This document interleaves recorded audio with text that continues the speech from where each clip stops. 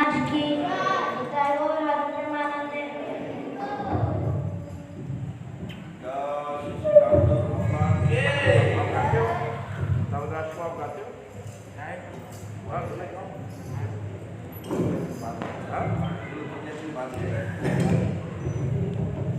माता जी आपको गाना? हाँ गाइए, लेकिन माइक पे गाना पड़ेगा, ये सब रिकॉर्डिंग होता है।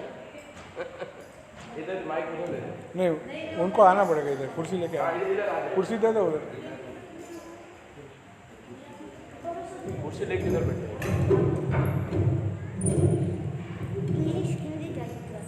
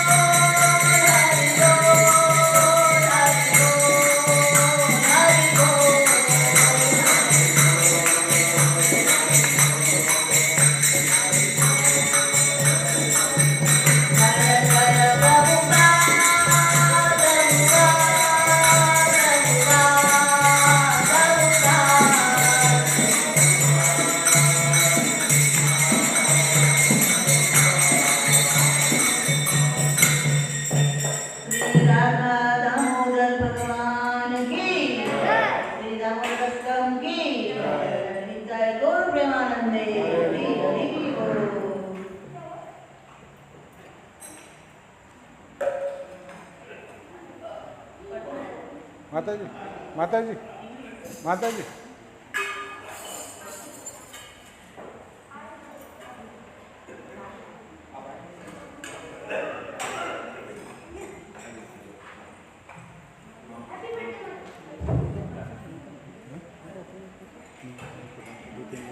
ऐसा मोस्टली हो जाएगा, एक दो बच्चे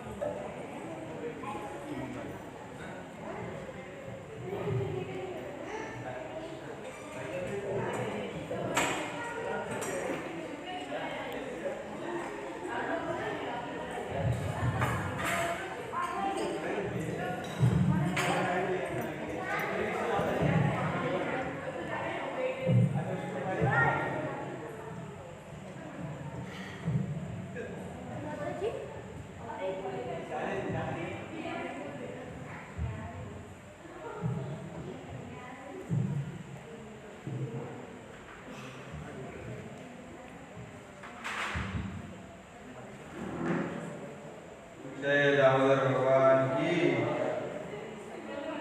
To the Supreme Lord, whose form is ingredient of external existence, knowledge and bliss, whose sharp-shaped earrings are swinging to and fro, who is beautifully shining in the divine realm of Gokula, I, due to offenses of breaking the pot of yogurt that his mother was churning into butter, and then stealing the butter that was kept hanging from a swing, is quickly running from the wooden grinding mortar in fear of Mother Yashoda, but who has been caught from behind by her, who ran after him with greater speed.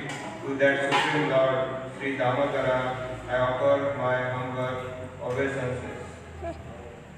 Seeing the weeping stick in his mother's hand, he is crying and rubbing his eyes again and again with his two lotus hands.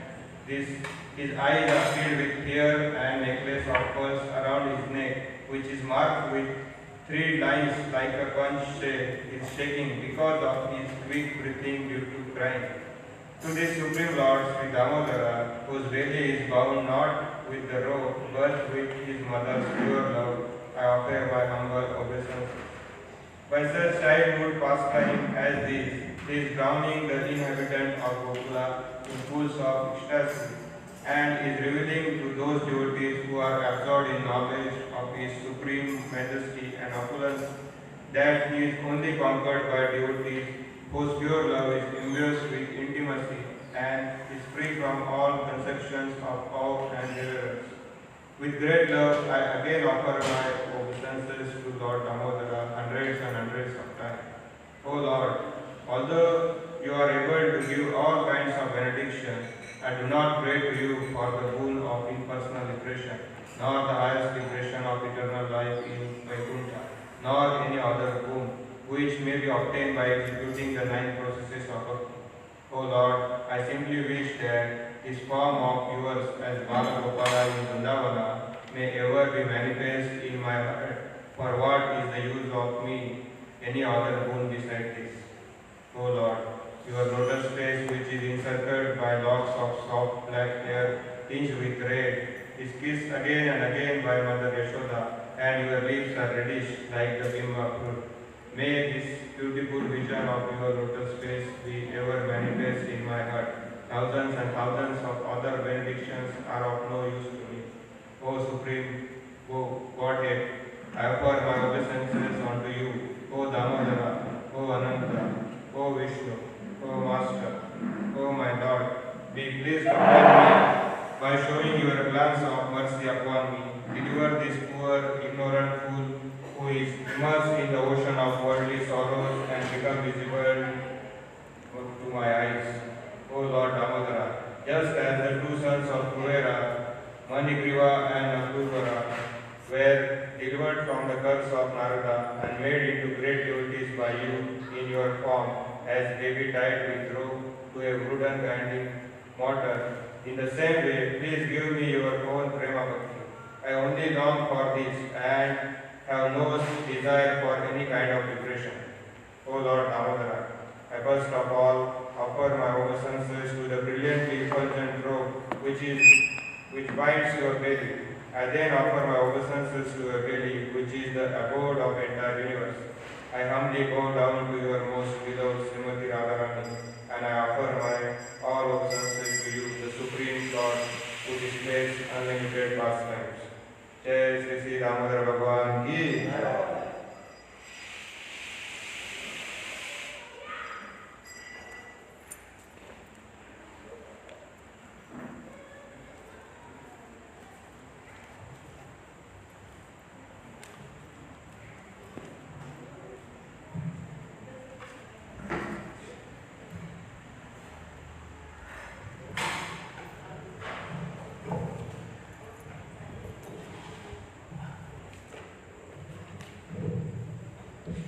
Yogi ji कहाँ गए, कहीं बाहर गए क्या? उसकी left ही आएगी वो जो भी वो पूरा साउथ कोस्ट सफारी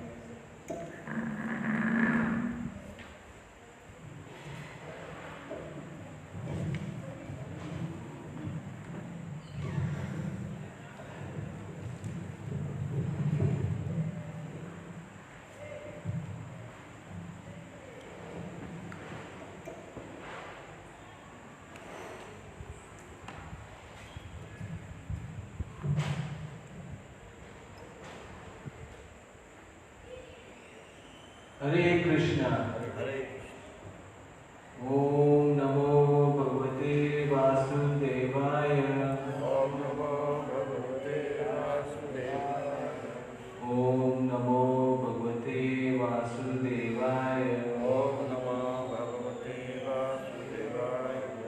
ओम नमो भगवते वासुदेवाय ओम नमो भगवते वासुदेवाय। Okay, today we will be doing chapter 17, the divisions of faith. Sloka 17.3.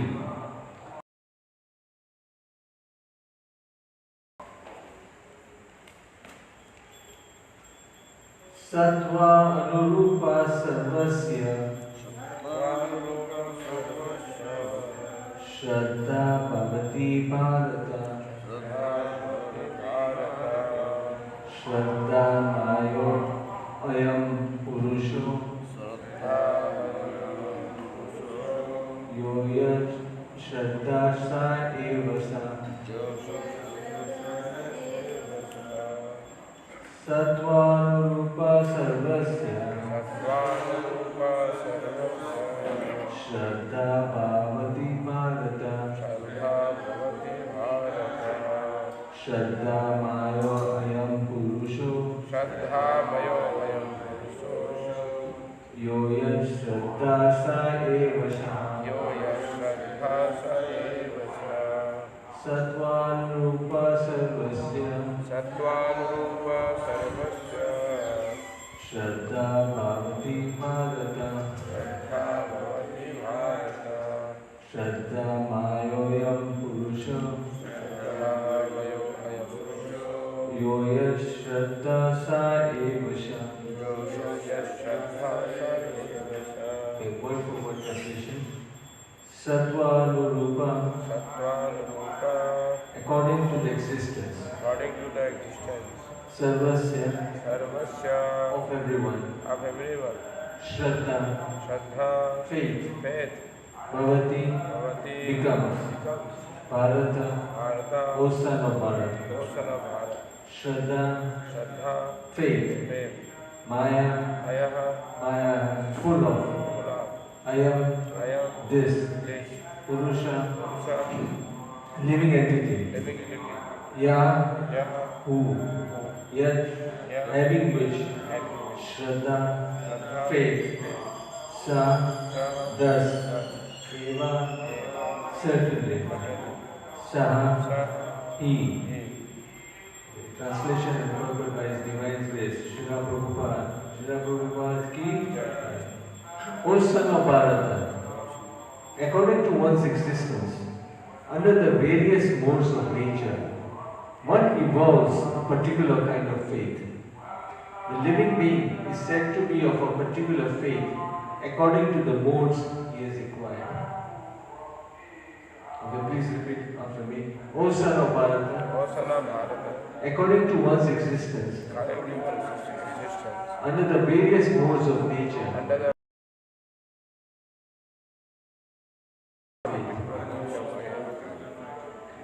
The living being living is said to be of a particular faith is said to be of a particular faith according to the modes he has acquired. according to the modes he has acquired.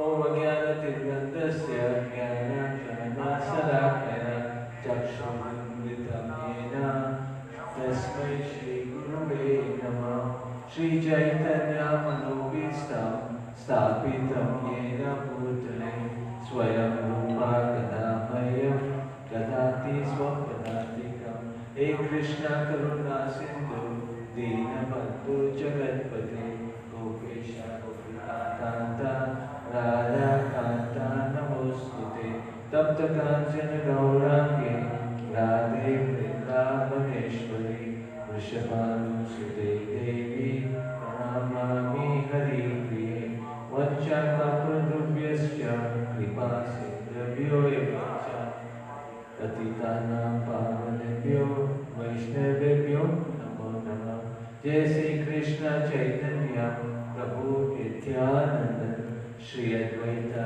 Gadadhara Shivasadi Gaura Bhakta Vrinda Hare Krishna Krishna Krishna Hare Hare Hare Rama Rama Rama Hare Hare.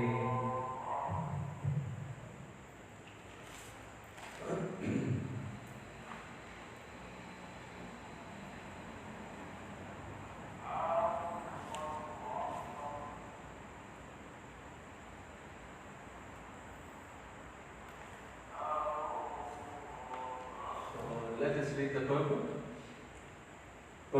Everyone has a particular type of faith, regardless of what he is.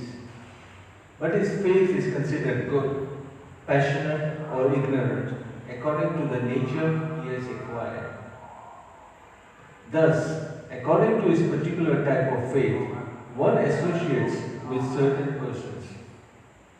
Now, the real fact is that every living entity, as is stated in the 15th chapter, is originally a fragmental part and parcel of the Supreme Lord.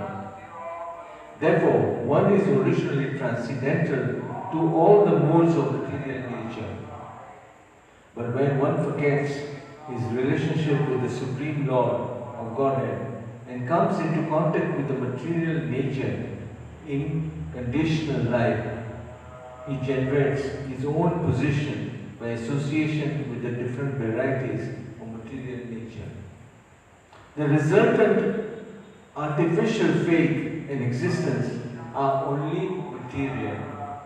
Although one may be conducted by some impression or some conception of life, originally is nirguna or transcendental. Therefore, one has to become cleansed of the material contamination that he has acquired in order to regain his relationship with the Supreme Lord. That is the only path back without fear, Krishna consciousness. If one is situated in Krishna consciousness, then that path is guaranteed for his elevation to the perfectional stage. If one does not take to this path of self-realization, then it is surely to be conducted by the influence of the modes of nature. The word Shraddha or faith is very significant in this verse. Shraddha or faith originally comes out of the mode of goodness.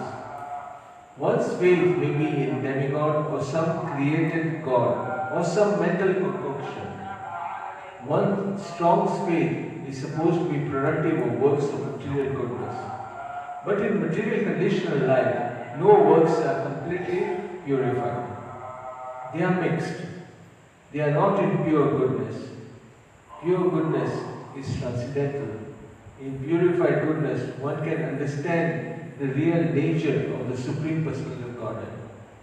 As long as one's faith is not completely in purified goodness, the faith is subject to contamination by any of the modes of material nature. The contaminated modes of material nature expand to the heart. Therefore, according to the position of the heart in contact with a particular mode of material nature, one's faith is established. It should be understood that if one's heart is in the mode of goodness, his faith is also in the mode of goodness. If his heart is in the mode of passion, his faith is also in the mode of passion. And if his heart is in the mode of darkness, illusion, his faith is also thus contaminated. Thus we find different types of faith in this world, and there are different types of religions due to different types of faith. The real principle of religious faith is situated in the mode of pure goodness. But because the heart is tainted, we find different types of religious principles. Thus, according to different types of faith, there are different kinds of worship. Okay, so this slok is just basically a continuation of the answer to slok, the first slok which has been given. So just going back slightly, in the 16th chapter, divine and demonic natures was discussed. And in short, divine people are those who obey the scriptures. They obey the God's laws. They follow the Guru, Sadhu, scriptures. They are on one side of things. And the demonic people are on the other side. They are completely opposite to all this. They do not follow any rules and regulations regarding Bhagwan. Basically, they are atheists. They are demonic. They don't follow any rules and regulations. Now the question which is asked in the 17.1 by Arjuna is, those are the two extremes, but there is a category in between the two. They follow certain rules, they follow certain sastras, they follow certain things, but not in the pure form. What about those? What happens to those kind of service, devotional service which they carry out? They are not divine, they are not demonic, but they are in the middle. They are in a certain category. So what happens and what is their position? Do they benefit or they do not benefit on that thing? So he says, explain the position of the people in between these two categories, divine and demonic. Are they worshipping in the mode of goodness, in the mode of passion, or in mode of ignorance? What kind of worship is it called? Is it goodness? Is it passion? Is it ignorance? What is it? Do they attain the highest perfectional stage, which is, do they achieve the spiritual Dham? Do they achieve Golak Dham or do not? And finally, do they attain success in their efforts for whatever they are doing? Are they going to get any benefit out of it? They may not reach the Golak Dham, but do they get any other benefits? So Bhagavan is answering this question. And he's saying basically there are two types of Jivatmas. Those who are eternally liberated. So for them, this does not apply. They are already in the spiritual realm. Now the second category is which are the conditional or the fallible. They were envious of the Supreme Lord. Right? They were envious of the Supreme Lord. And basically, I think the word which is used, vimukh, they had turned their faces against the Lord. And they became envious of the Lord. So they were given a chance to have their own material world so that they could exercise their minute independence. Because they wanted to lord over material nature. So in order to do that, they needed some place, so that place was provided for them. And they also needed a body, and they needed the senses, which was also provided to them. And the choice was from 8.4 million species. Now, according to their karmas, they were allotted that particular body. Now once you have received the body, you are trapped in that body. Once you have received, unless you die, then you transmigrate to another body. So within the body, and you are subjected to act according to the three modes of material nature. Right? This is what we are saying. So now the question is, you are in the category in the middle. Now it depends on what impressions you have had, which will dictate what kind of faith you will be having. Are you with me at the moment? Yeah? So it says in 15.7, the original position of Jivatma is given in 15.7. The living entities in this conditioned world are my eternal fragmental parts. Due to conditioned life, they are struggling very hard with the six senses which include the mind. So the word is they are eternally fragmental parts. They were in separate identity, they were existing, they will still existing. But now their thing has changed from a liberated to a condition because they so wish themselves. Now, by misuse of that minute independence, and they become a conditioned soul. So before becoming conditioned, Jivatma was originally transcendental to the modes. That is why it says in this sloka that therefore one is originally transcendental to the all the modes of material nature. They were all pure before. They were all pure. And it is just slight tinting. They were thrown, and that started the whole cycle. And it says here as well that the word Shraddha or faith is very significant in this verse. Shraddha or faith originally comes out of the mode of goodness. They were all pure souls, almost pure.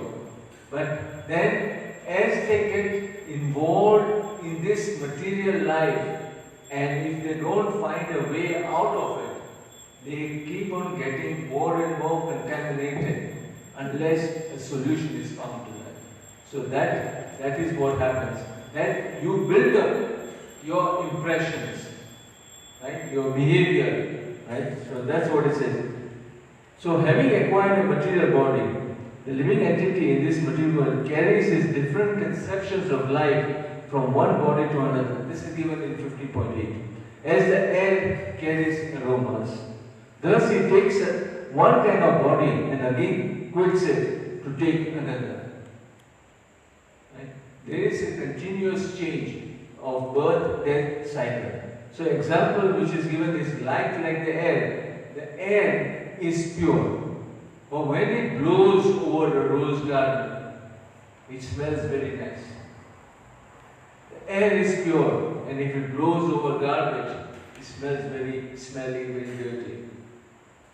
So, like that, the conditioned soul, the Jiv Atma itself, the Atma is pure. But it has got a covering which is making it in having to accept different types of behavior. And that behavior has come about because when it transmigrates from one body to another, what goes is your subtle body, mind, intelligence, and false ego, which translates. So that continues from one body to the next. So it carries the impressions from the previous births, and that is what happens. Similarly, Atma is pure, but the subtle body, consisting of mind, intelligence, false ego, carry the behavior of the living entity. That behavior will dictate the faith that living entity will have. So that is why if you see that everyone knows in the whole world there is one God, but everyone has got different levels of contamination.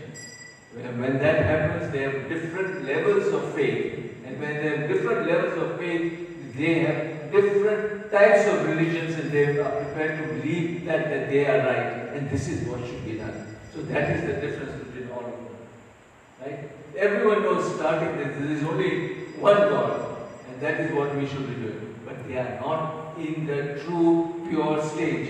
The pure stage is the Jivatma, but the covering has become contaminated. So, depending on the level of contamination, different faiths are required. So, mind, intelligence, force and ego creates behavior. That creates the behavior, which creates faith, and that creates all the differences which we are having. So this acquired artificial faith and existence is only material. It has been picked up in the material world. It is not the characteristics of the Jivatma itself. It's a covering which is material. So it requires to be cleansed. That is supposed to be removed. And when that is removed, it returns back to its original form. And how do we achieve that? And that has been said that the pure way is to take up the path to Krishna consciousness. So this is what it is happening. Right? So you have got corrupted, contaminated because of so many lives you have gone through, and if you still don't make a thing for it, you will keep on falling down. But if you make a stop, you are fortunate enough to meet devotees, gurus, books, then you will have a chance to come out. So that is what is it. Otherwise, come under control of Maya, and you have to continue in the birth and death cycle. Hare Krishna. Bhagavad Gita ki jai. Prabhupada ki jai. Are there any questions? Yes. Lastly, at how I want to analyze this mode of movements, Sorry, I can't. He's saying how one can realize to who. Which form, which what mode mode are you is in? how can somebody realize? It depends on your behavior. You can pick it out from there. So in this chapter, and even in the I think 2 chapters back, Bhagavan had given various how should I say characteristics of certain modes. Characters, action. In this chapter, he's talking about charity. What kind of charity you do? What type of tapasya you do? From there, whatever feeling you have regarding that, you'll be able to know under which mode are you acting. Yeah? If you do a charity to a drunkard or something, then you know that you are in the mode of ignorance. Yeah? So, if you read this chapter, then the food which you eat, there are 3 types of food, which is food consumed in goodness, which is food consumed when a person is in the mode of passion, one in a mode of ignorance. Depends on what you eat, what you prefer. Will show you what kind of mode are you being influenced by. Yes? Hare Krishna. Hare Krishna.